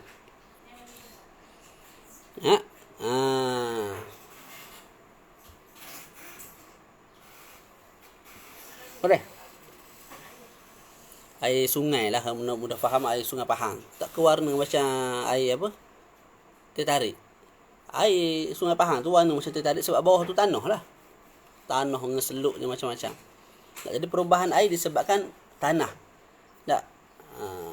Kekal boleh buat berwuduk, boleh buat bersuci. Sebab tu air, kalau kita nak basuh najis mughalladah, air kita masukkan tanah, betul? Kita kacau-kacau sehingga kita namakan air tu air tanah. Boleh kita basuh najis anjing dan babi. Dah berubah nama dah tu. Asalnya air jadi air tanah. Boleh juga kita buat berwuduk. Walaupun tanah yang kita masukkan tu, air tu kita boleh juga buat berwuduk. Tu selesai kat situ. Tapi kalau dah jadi macam tin ni apa dia? Dah jadi macam tanah liat. Tak boleh lah. Tu bukan air, tu tanah liat. Maknanya kadar tanah tu lebih banyak daripada air. Sampai kita boleh picit-picit pula benda tu. Tak, dah jadi tanah liat tak boleh lah. Watuhlubi juga tidak ada masalah. Wala yaduru at-taghayyuru bil muksi aw at-turabi aw at-tuhlubi. Berubah disebabkan tuhlub. Tuhlub ni apa dia? Bunga rantai ataupun tuhlub ni ialah yang lebih tepat. Apa dia hang hijau-hijau dalam air tu? Lumut. Lumut. Kadang koloh lama tinggal berlumut tepi tu. Dia berlumut, air sekali air pun jadi warna hijau. Boleh, tidak ada masalah. Kita buat berwuduk, kita buat mandi wajib, boleh. Sebab apa? Perubahan disebabkan tuhlub. Tuhlub ni satu perkara yang sangat susah untuk dipelihara daripada air. Dia tu memang hidup di dalam air. Benda tu memang hidup dalam air. Wa ma fi maqarrihi wa mamarrih. Ataupun air berubah nama disebabkan barang yang ada di dalam tempat air. Maqar tu tempat air. Tong drum. Ataupun tangki baru. Bila tangki baru ni, kalau kita letak air, kali pertama letak air yang jatuh tu akan bau macam getah sikit, macam bau tangki lah. Boleh buat berwuduk. Sebab apa? Perubahan tu disebabkan bekas air. Ada koloh, air kolam belakang rumah berubah warna jadi warna hijau ataupun warna hitam, ikut warna tanah bawah tu. Boleh. Sebab apa? Kolam tu dah bekas air. Bila bekas air yang masuk daripada air yang tu daripada langit putih, masuk dalam tu jadi hijau. Tak? Sebab apa? Tanah dia hijau, tanah dia kuning, tanah dia koko. Maka berubah-ubah warna air tu tidak ada masalah, boleh. Sebab apa? Perubahan disebabkan makar, tempat. Wa mamar ni tempat lalu. Jadi air jatuh atas bukit, turun. Bila turun tu dia jumpalah nurah tadi, dia jumpalah benda-benda yang berkait pokok kayu ke apa semua, daun ke apa semua tak. Maka menyebabkan air yang putih tu jadi warna macam-macam lah. Kekal boleh sebab apa? Berubah disebabkan laluan air tersebut. Ini selagi mana tidak berubah disebabkan najis lah. Kalau berubah sebab najis ada perbahasan lain lah. Wala yaduru at-taghayyuru bi mujawirin kal'uri wad-duhni. Ini sama macam minhaj ni. Ayat dia lebih kurang. Wala yaduru at-taghayyuru bi mujawirin kal'uri wad-duhni wal-mutayyab. Juga tidak memberi mudarat kalau perubahan tu disebabkan mujawir. Air karak saya rasa boleh. Saya faham boleh. Sebab apa? Sebab itu ialah tempat. Kita punya tangki ada yang dibuat daripada getah, ada buat daripada besi, betul? Jadi perubahan tu disebabkan tempat. Maka boleh. Ada sebahagian bekas, kadang-kadang bila bocor kita tampal dengan simen putih. Jis tadi tu, jis. Kapur putih. Tak, bila kita tampal, kita masukkan air sedikit sebanyak, kapur tu sikit-sikit dia akan hancur. Bila hancur, menyebabkan air tu warna putih sikit. Kekal boleh buat wuduk. Sebab apa? Sebab bekas dia memang dia berubah disebabkan bekas. Air parit yang ada sampah, minyak. Sampah dan minyak bukan najis. Yang najis ialah tahi dan sebagainya. Tak, kalau dibuat najis tahi dan air kencing dan sebagainya dalam air tu, kalau air tu kurang 2 kullah memang najis lah air tu. Kalau air tu lebih 2 kullah, tengok keadaan. Kalau berubah air tu warna, bau ataupun rasa, air tu najis. Kalau tidak berubah, kekal boleh buat berwuduk. Kalau tak berubah bau, rasa dan warna, mana tak berubah disebabkan najis, maka boleh kekal dibuat berwuduk, mandi wajib dan sebagainya. Wala yaduru at-taghayyuru bi mujawir, dan tidak memberi mudarat juga pada status air mutlak bila mana perubahan disebabkan mujawir. Mujawir ni perkara yang kita boleh tengok dengan mata kepala dan kita boleh asingkan daripada air. Ni bekas. Bekas tu masuk satu perkara. Contohnya masuk ud ni apa dia? Ud ialah ni ud. Contohlah ni ud. Kayu yang wangi, sangat wangi. Ada kayu, sebahagian kayu wangi dia, bau dia. Masuk dalam air. Tak, okey. Saya tanya, ni boleh kita pisahkan tak daripada air? Maknanya boleh tak saya ambil ud ni letak kat luar? Boleh. Masa saya tengok dia duduk dalam air tu, tak, saya boleh bezakan yang mana air, yang mana kayu. Betul? Kalau jenis lagu tu, kita panggil mujawir. Kalau perubahan disebabkan mujawir, walaupun perubahan tu besar, walaupun berubah nama, maka kita kekal boleh buat berwuduk. Ni kayu yang wangi, kayu gaharu ke apa masuk dalam ni. Air tu sedikit ataupun banyak, tak kisahlah. Bila letak dalam, bila masuk dalam ni, air tu kita panggil air gaharu, wangi sangat. Air tu kekal kita boleh buat berwuduk sebab apa? Diubah dengan satu perkara yang mujawir, bukan mukhalid, bukan mukhalid. Tadi mukhalid dekat atas tu, bi mukhalid syai'in tu lawan dia ialah mujawir. Kalau mukhalid tadilah Milo, sirap, gula. Kita ambil gula, kita bancuh. Okey, bila dah hancur gula dalam air, kita boleh pisahkan mana air, mana gula. Tak boleh dah. Dengan mata pun kita tengok mana air, mana gula, tak nampak. Kita nak pisahkan balik, letak sebelah ni air, sebelah ni gula, tak boleh. Tapi ni kayu, kita buat keluar, selesai masalah. Kita boleh pisahkan. Ini mujawir. Kalau perubahan air disebabkan mujawir dan mujawir itu bersih, tak, maka tidak ada masalah. Kaduh ni waduh ni al-mutayyab. Minyak mujawir ke mukhalid? Minyak juga mujawir. Kita ada air, kita letak 1 liter minyak. Minyak tu kita boleh pisahkan tak? Bila kita tengok tu, kita nampak bawah tu air, atas tu minyak. Kalau kita nak pisahkan, kita tebuk kat bahagian bawah tu, dia keluar air dulu. Lepas tu bila sampai kat minyak, kita tutup balik. Maka kekallah minyak sahaja dalam bekas tersebut. Jadi boleh dipisahkan. Sama ada dengan pandangan mata ataupun pada sudut realiti lah, kita boleh pisahkan ini air, ini apa nama tadi? Minyak. Tak. Jadi minyak tu, walaupun minyak tu wangi, walaupun air tu dah berubah, bau dia wangi, kekal boleh kita buat berwuduk. Sebab apa? Dia tu mujawir. Yang terakhir,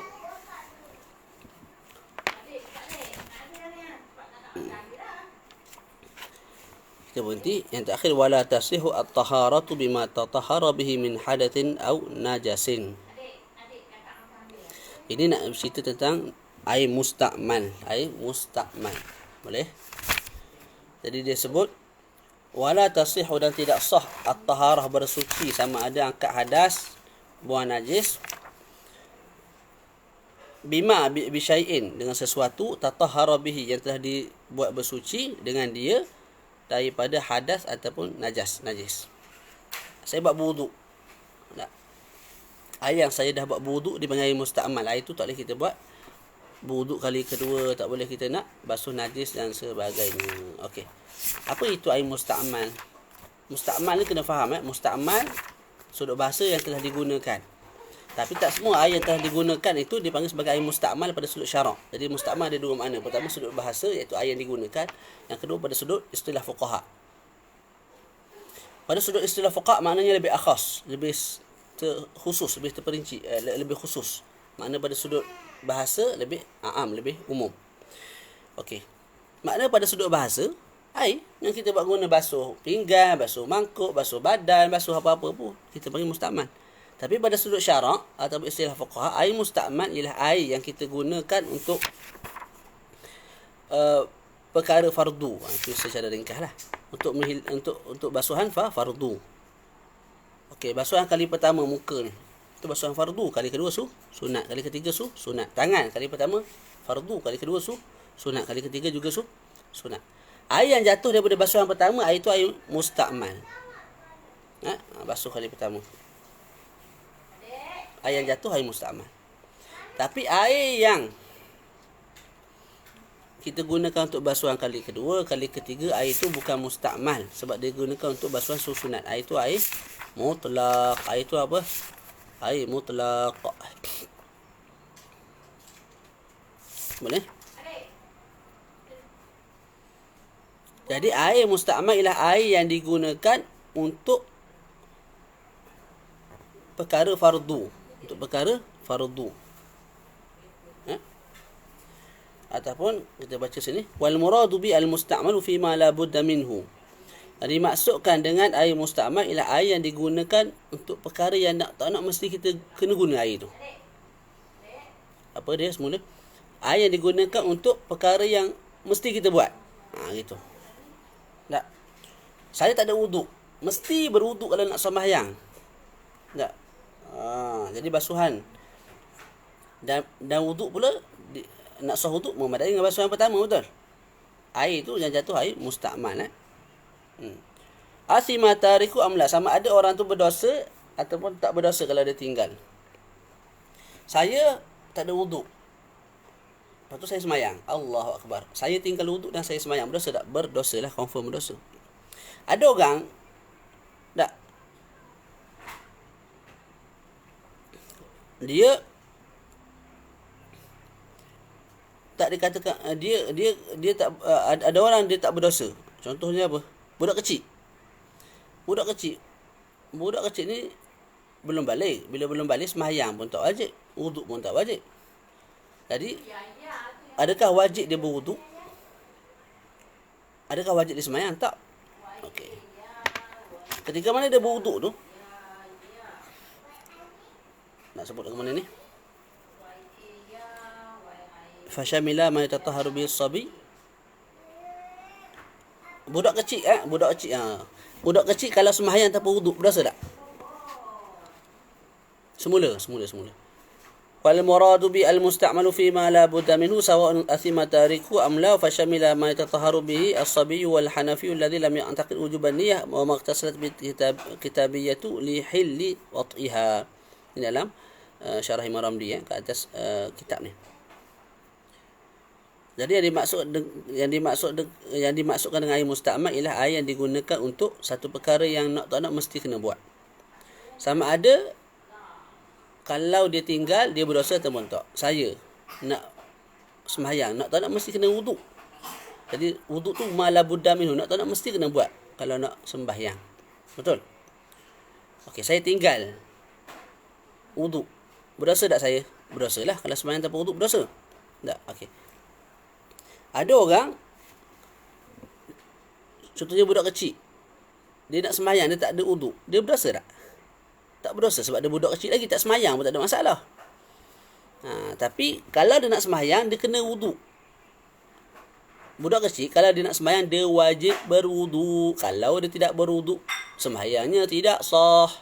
Tapi kalau dia tak berwuduk, berdosa? Tak berdosa. Sebab apa? Dia tu kecil lagi, wuduk pun tak wajib, sembahyang pun tak wajib. Tapi kalau kamu nak wuduk, nak sembahyang, tak, untuk sah sembahyang kamu tu, kamu nak tak nak mesti kena wuduk juga. Jadi kita sebut budak kecil ni kalau dia pilih untuk tak nak sembahyang, tak ada masalah, ikutmu. Tapi kalau kamu nak sembahyang, wajib kamu apa? Wuduk untuk sahnya ibadat kamu. Jadi wuduk tu nak tak nak mesti kena buat juga. Walaupun kalau dia tinggal tak berdosa sebab dia tak mukallaf. Tak wuduk, tak sembahyang, tak berdosa sebab dia tak mukallaf. Tapi nak sah solat dia kena buat juga. Okey. Wuduk budak kecil tu, air yang jatuh juga air mustakmal. Sebab apa? Air itu digunakan untuk perkara yang nak tak nak mesti kena buat oleh budak kecil yang belum mukallaf itu untuk sahnya ibadatnya, untuk sahnya solatnya. Hanafi, mazhab Hanafi tak wajib niat. Tak. Kita wuduk sahaja aku berwuduk kerana Allah Ta'ala. Mazhab Hanafi tak wajib niat ketika berwuduk. Tak, okey, tak wajib niat. Tapi wajib basuh tak muka? Guna air tu, wajib. Wajib basuh tangan tak? Wajib. Wajib basuh kaki tak? Wajib. Wajib basuh kepala? Wajib. Jadi walaupun tak wajib niat, tapi perbuatan basuh muka tu wajib. Nak tak nak kamu kena buat juga perbuatan wuduk tu sebelum kamu sembahyang. Jadi itu dipanggil sebagai malabuda minhu juga. Satu perkara yang nak tak nak mesti kena buat oleh orang mazhab Hanafi itu untuk sahnya sembahyang dia, sekalipun dia tidak niat. Jadi kita tak boleh katakan mazhab Hanafi wuduk air tu air bukan mustakmal. Sebab apa? Di sisi kami mazhab kamu, di sisi kamu wuduk kamu tidak sah. Pada wuduk tidak sah sebab tak niat, maka air yang jatuh tu air mutlak lagi. Tak. Kita sebut tidak. Fahaman begitu salah. Sebab apa? Sebab air mustakmal ialah air yang digunakan untuk perkara yang nak tak nak mesti dia kena buat. Hanafi tak ada tu. Walaupun dia tak wajib niat, dia nak sembahyang dia mesti kena wuduk. Kalau tak wuduk tidak sah sembahyang dia. Walaupun di sisi dia memang tak sah kalau tak berwuduk. Jadi wuduk tu satu perkara yang nak tak nak mesti kena buat. Maka bila air jatuh daripada wuduk, dia panggil mustakmal juga. Begitu juga air yang dibuat mandi oleh kitabiyah. Oleh kitabiyah. Tadilah perempuan kafir tu nak bersama dengan suami. Tak, mesti kena mandi dulu. Mandi tu nak tak nak mesti kena buat untuk jadi halal persetubuhan antara kamu dengan suami. Tak, kamu niat ke, kamu tak niat ke, tu cerita telah kita bincangkan. Tapi dia tu mesti mandi tu satu perkara yang mesti kena buat. Maka air yang jatuh daripada badan dia ketika mana dia mandi juga air mustakmal. Itu selesai di situ. Boleh? Ada soalan? Air basuhan kedua, ya, air basuhan kedua mutlak. Tapi kena faham, air basuhan kedua ialah selepas sempurnanya basuhan pertama. Kita basuh muka lengkap molek dah. Itu satu. Air yang jatuh tu air mustakmal. Kita basuh kali kedua tu air tu mutlak. Basuh kali ketiga air mutlak. Okey, kamu basuh macam ni. Kali pertama kamu basuh belah kanan. Air yang jatuh air tu mustakmal. Kali kedua kamu basuh belah tengah. Air mustakmal. Kali ketiga belah sini, mustakmal. Lepas tu sini, mustakmal. Lepas tu bawah ni, mustakmal. Atas ni pula mustakmal. Sebab apa? 6 kali basuh tu baru sempurna satu basuhan. Jadi 6 kali basuh. Pada sudut kiraan tu 6, tapi ianya satu sahaja. Sebab apa? Nak dikira satu mesti sempurna semua sekali anggota muka tu. Boleh? Lepas sempurna anggota muka barulah kita kira basuhan kedua, basuhan ketiga, yang mana bila jatuh air tu mutlak bukan mustakmal. Lagi main sana. Berbum, saya hilanglah. Ada soalan? Yang bawah tu kita tinggal lah. Tambih tu. Dah. Law ada khalal mutawaddi'u yadahu tu tinggal lah. Masalah tu rumit juga, kita bincang nanti. Jadi selesai berapa? 3 bab kan lebih kurang. 3 fasal. 1, 2, 3 fasal. Lebih kurang 3 fasal juga lah. Ada sikit lagi tu masalah tu kita tinggal nanti. Lepas tu kita masuk fasal ni. InsyaAllah. Boleh? Nak bising. Ada sebarang soalan?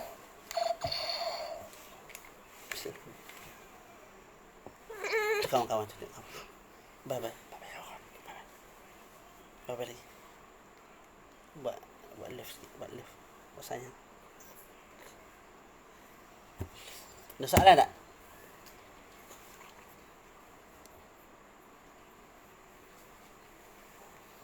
Air mustakmal. Air mustakmal, syarat nak jadi mustakmal mesti kita tak apa tu?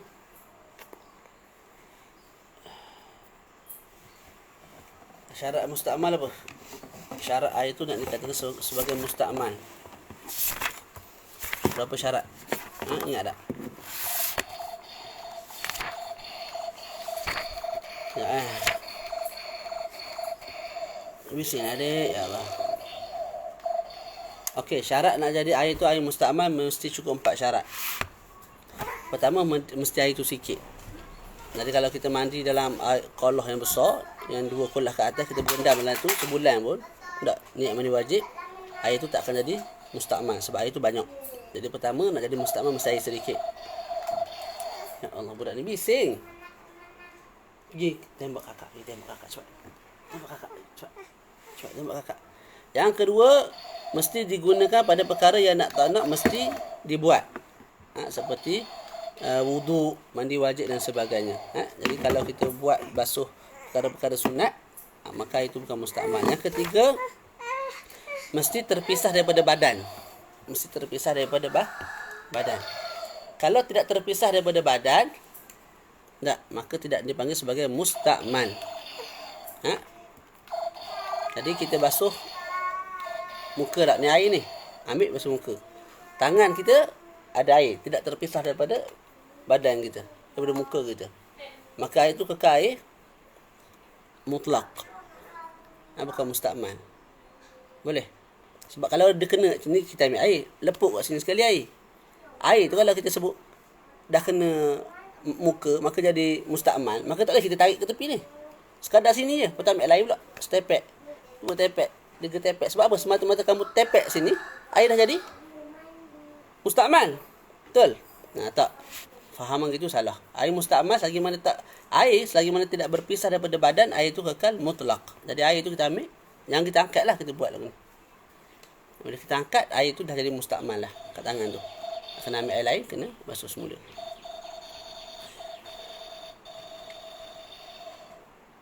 Cumanya dimaaf kalau berpindahnya air daripada satu tempat ke satu tempat yang lain, yang mana perpindahan tu biasa berlaku. Macam contoh kita basuh tangan kan, kita basuh atas ni tak? Kadang-kadang bila kita basuh atas ni, dia melompat sampai ke sini air itu kekal musta'mal. Sebab apa? Tempat tu biasa dia melompat. Kita mandi wajib, bila mandi kena atas ni, air tu jatuh ke sini, melompat, terpercik. Air yang jatuh kat kepala terpercik ke sini. Juga air yang terpercik tu walaupun dah terpisah daripada anggota pertama pergi kepada anggota lain, kekal air tu mutlak. Sebab apa? Sebab melompat ataupun perpindahan tu perpindahan yang biasa berlaku lah. Tapi kalau kita basuh kat kepala, air yang kepala tu melompat sampai ke kaki, air yang dah kat kaki tu musta'mal. Sebab apa? Telah terpisah daripada anggota pertama. Tapi kalau perpindahan tu sekadar dekat-dekat, sini jatuh ke dada, sini jatuh ke sini, air yang jatuh ke dada dan jatuh ke bahu tu kekal mutlak. Jadi itu syarat ketiga, mesti terpisah daripada anggota. Kalau tidak, air itu kekal mutlak. Yang keempat, tidak niat ightiraf, iaitu tidak niat mencedok. Itu yang kita akan baca nanti pada perkataan dia. Apa nama?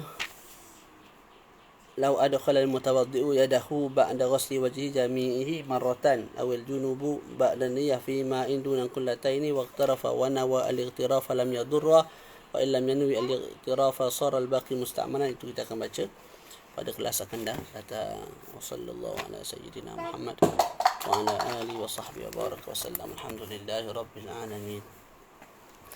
Kiranya percikan basuhan yang pertama air musta'mal masuk dalam tandahan air untuk basuhan kedua macam mana Ustaz? Itu yang saya terang tadi. Talibul ilmi, kalau masuk percikan air musta'mal dalam mana-mana bekas, kita ambil hukum asal bagi air ialah bersih. Kekal boleh kita buat berwuduk. Walaupun sunat kita takdirkan perubahan yang saya tak nak ceritalah. At-taghayyur at-taqdir itu nanti.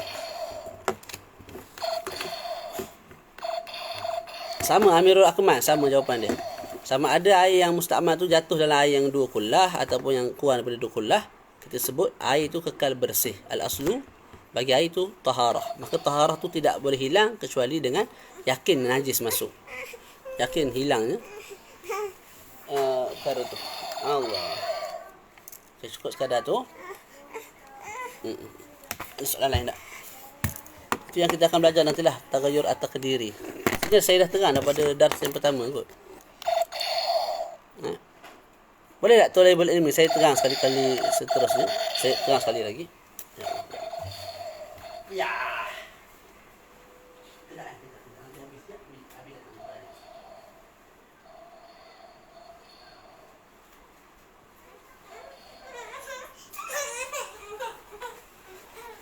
Okey, tak apalah, kita berhentilah. Kita berhenti. Budak ni dah menangis ni. Saya terang nantilah. Sallallahu ala sayyidina Muhammad wa ala alihi wa sahbihi wa barak wa sallam. Alhamdulillahi rabbil alamin. Assalamualaikum warahmatullahi wabarakatuh.